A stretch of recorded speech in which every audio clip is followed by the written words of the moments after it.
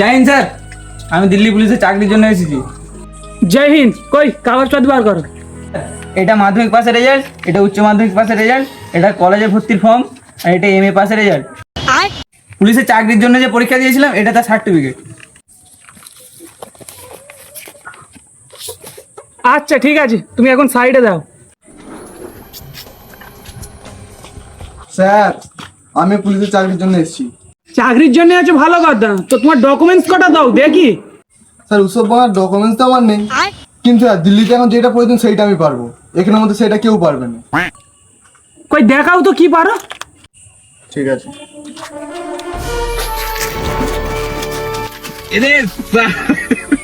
আরে বাস, তুমি তো হেভি লাঠি চালাতে পারো। এলো তোমার চাকরি পাকা, এইখানে সই করো। কি ওসব আমার সই ফই আমি জানিনি। টিপছাপ দিচ্ছে, ওতে হলে হবে, না হলে না হবে।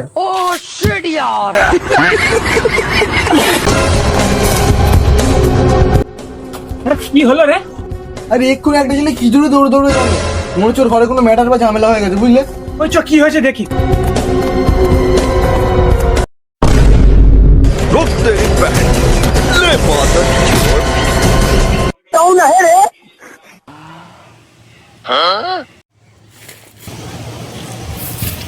কি হরে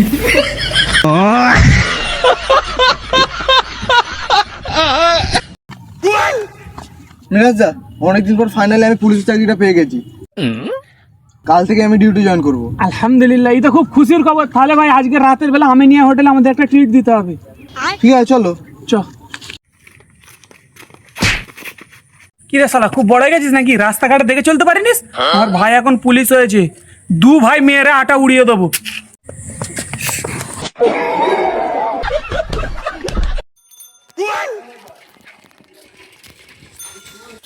ও জানেমান, কোথায় যাচ্ছ? ছেড়ে দিয়ে আসবো নাকি?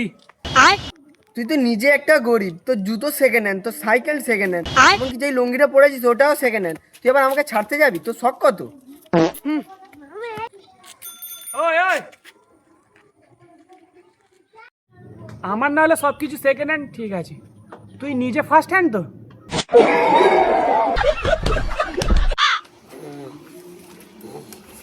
ও শিট ইয়ার, তোরা কাজ পারিনিস, কি করতে কাজে আসিস?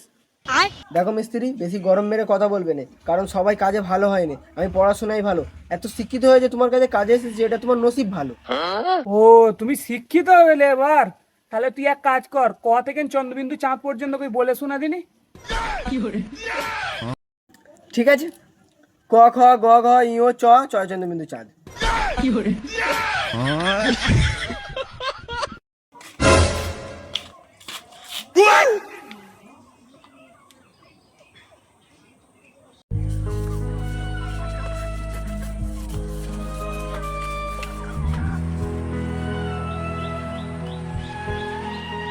কুড়ি টাকা দিয়েছি, 10 টাকা ফেরত দে। ও শিট ইয়ার।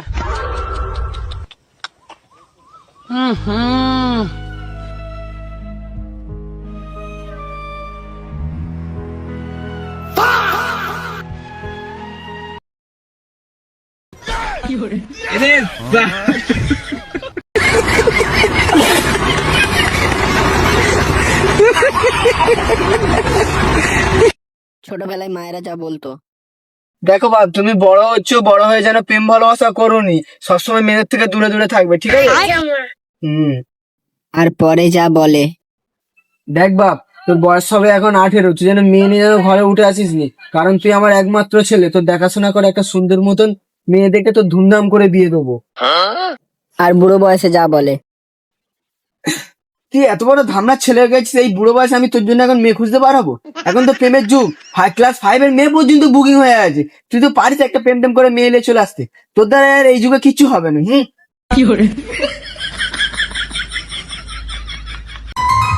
ভাই আসল পেরে ভালোই তো ভাগ হলো, তো এত আসল দুই মিলে কি করে খাবো?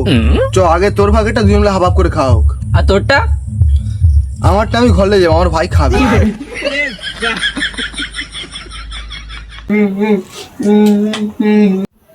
কি হয়েছে বাপ, বল আমাকে বল, এরকম কাঁদিনিস, আমার ভালো লাগে না তোর কান্না দেখতে। না বা তুমি আমার কষ্টটা বুঝবে না, বাদ দাও, শুনতে হবে না।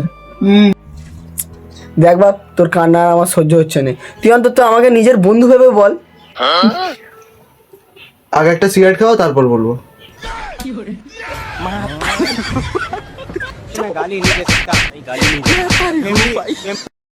ইমরান, তুই রুবাইয়াকে চিনিস? ভাইয়া, ওই যে রুবাইয়া আমাদের সাথে 11-এ পড়ে, ওই রুবাইয়া? হ্যাঁ। ওকে আর চেনমনি? এই কদিন আগে আমরা দীঘাতে ঘুরে এলাম না, ওকেই তো নিয়ে গেছিলাম দীঘায়, খুব মজা করলাম। তারপর বয়ফ্রেন্ড হয়ে গেল, আমাকে ছেড়ে দিলে। তা তুমি জিজ্ঞাসা করতে হবে কেন? ওর সাথে আমার 1 মাস পরে বিয়ে ঠিক হয়েছে। না, যেখানে এনে মন খারাপ করে বসে আছে কেন? ভাই, তুই রুবাইয়াকে চিনিস? কোন রূপায়? সেই যে আমাদের সাথে 11 পড়তো, হট চকচকে কালো মেয়েটা? আরে পাগলা, ও কেন চিনুমুনি?